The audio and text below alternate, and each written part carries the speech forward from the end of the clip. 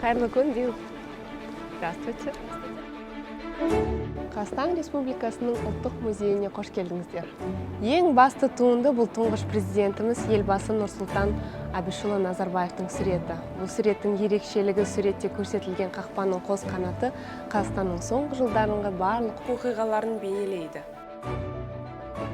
Ал Нұрсұлтан Әбішұлы тәуелсіз Қазақстанның қалыптасу тарихында өршіл шешімдердің бастамашысы болып, осыған бар күш, жігерін жұмсағанын құрметінде осында алтын ескерткіш орнатылды.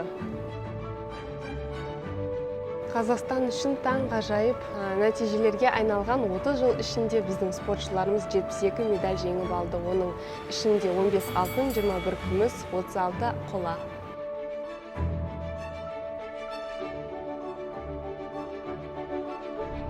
Жыл ішінде шағын мемлекеттен Қазақстан демократиялық, зайырлы, унитарлы, сан алуан мәдени мұрасы бар конституциялық республикаға айналды.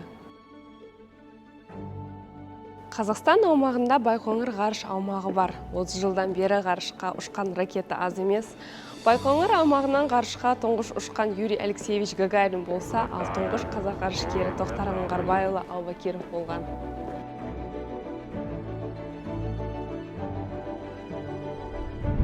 Әрине басты оқиға ескі Ақмола қаласының орнына жаңа Астананың құрылуы.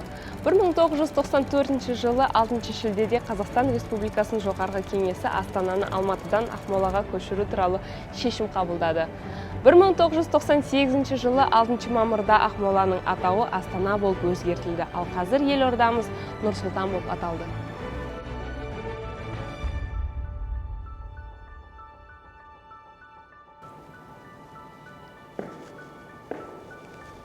Сізге ұлттық музейдегі саяхат ұнады ма? Әрине, маған қатты ұнады.